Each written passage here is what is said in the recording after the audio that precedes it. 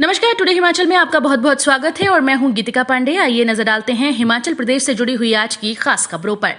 लेकिन उससे पहले अगर आप हमारे चैनल पर नए हैं तो चैनल को सब्सक्राइब जरूर करें और कमेंट बॉक्स में हमें ये जरूर बताएं कि आप हिमाचल के किस जिले से ये वीडियो देख रहे हैं।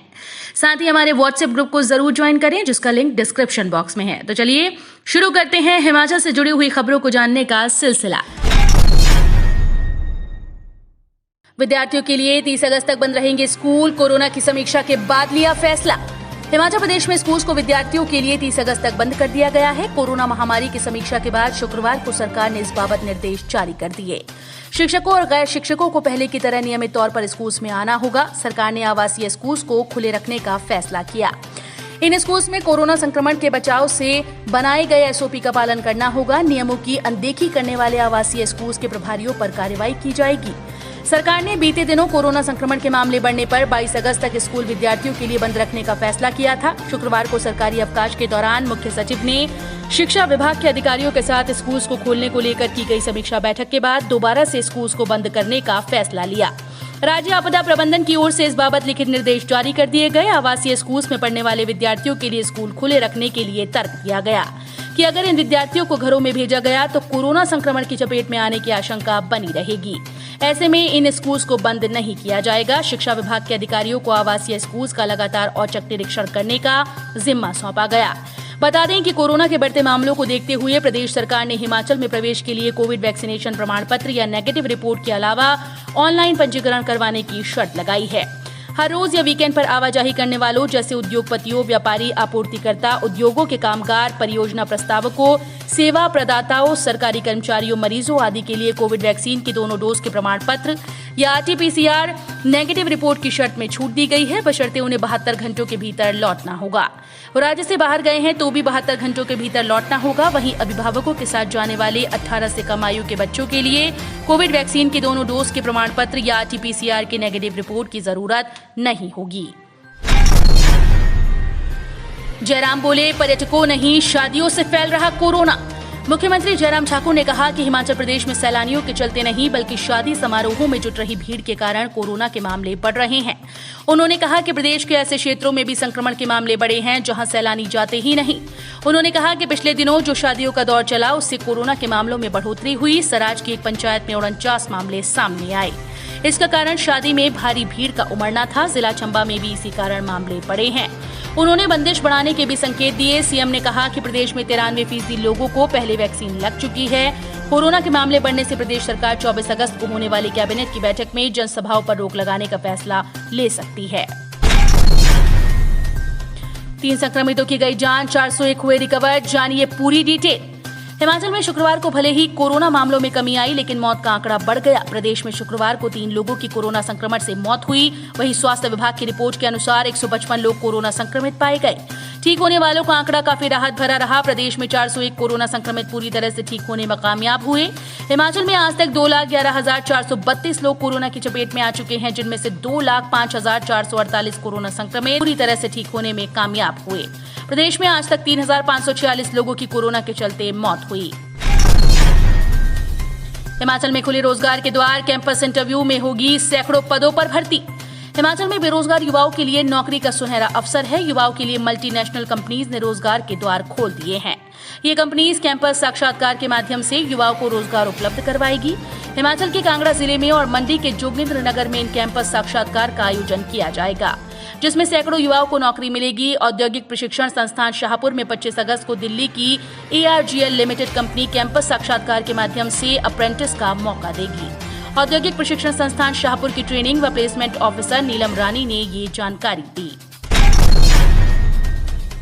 अनुराग ठाकुर बोले, हिमाचल की कला और संस्कृति को विश्व पटल पर दिलाऊंगा पहचान।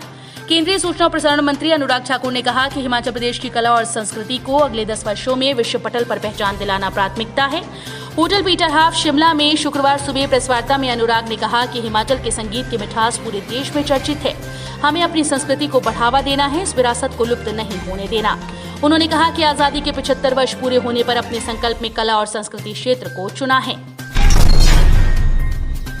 फिर का पहाड़, प्रशासन बोला जरूरी नहीं हो तो टाल दें सफर। हिमाचल प्रदेश के किन्नौर जिले के निगोसरी में पहाड़ दरकने का सिलसिला नहीं थम रहा। शुक्रवार सुबह भी पहाड़ी से चट्टानें गिरने के कारण NH5 करीब 6.5 घंटे तक बंद रहा।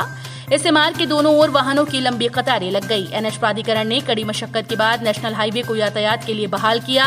प्रशासन ने एहतियात के तौर पर लोगों को अगले 2 दिनों तक इस मार्ग पर अनावश्यक सफर न करने की हिदायत दी है। कालका शिमला ट्रैक पर गिरा मलबा, 2 घंटे लेट हुई ट्रेन। विश्व धरोहर कालका शिमला रेलवे ट्रैक पर शुक्रवार सुबह कोटी रेलवे स्टेशन के समीप भारी मलबा आ गया। इस कारण रेलवे ट्रैक पर करीब 2 घंटे तक ट्रेन की आवाजाही नहीं हो सकी। सूचना मिलने के बाद रेलवे कर्मियों ने मौके पर पहुंचकर युद्ध स्तर पर मलबा हटाने का कार्य शुरू किया और करीब 7 बजे ट्रैक को सुचारू किया गया। हिमाचल के कई जिलों में झमाझम बरसे बादल, 2 घंटे बंद रहा नाहन शिमला NH, 5 जिलों में बाढ़ का खतरा। भूस्खलन होने से शुक्रवार को नाहन शिमला नेशनल हाईवे 2 घंटे तक बंद रहा। शुक्रवार को शिमला सहित प्रदेश के कई क्षेत्रों में बादल बरसे। शनिवार को भी मध्य पर्वतीय और मैदानी जिलों में भारी बारिश का येलो अलर्ट जारी किया गया। 5 जिलों कांगड़ा, कुल्लू, मंडी, किन्नौर और शिमला जिलों में बाढ़ आने की चेतावनी दी गई। ग्राहकों को अपनी ही बेटियां परोस रहे थे कलयुगी माता पिता। हिमाचल में देह व्यापार। हिमाचल में रिश्तों को शर्मसार कर देने वाला वाकया सामने आया। यहाँ माता पिता अपनी ही सगी बेटी से जबरन देह व्यापार करवा रहे थे। यही नहीं, इस कृत्य में पीड़िता का भाई भी शामिल था। पैसों के लालच में माता पिता द्वारा बेटी से देह व्यापार करवाया जा रहा था। पीड़िता के द्वारा इनकार करने पर उसके साथ मारपीट की जाती थी। मामला सोलन जिले के नालागढ़ उपमंडल से सामने आया। बताया जा रहा है कि मामले का खुलासा उस समय हुआ जब पीड़िता की तबीयत अचानक बिगड़ गई। इसके बाद आनन फानन में पीड़िता के माता पिता और भाई उसे बुआ के पास यमुनानगर छोड़कर फरार हो गए। बुआ के माध्यम से मामला पुलिस के पास पहुंचा। मंडी के नवीन ठाकुर की घर वापसी तय। अपने कंपनी वर्कर्स संग डेनमार्क की फ्लाइट में बैठे।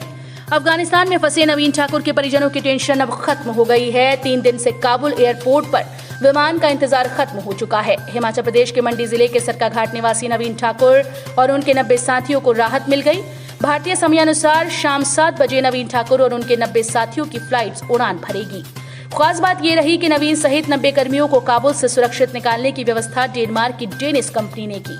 ये सभी लोग इस कंपनी में काम करते थे। नवीन कंपनी में सुरक्षा अधिकारी के पद पर हैं।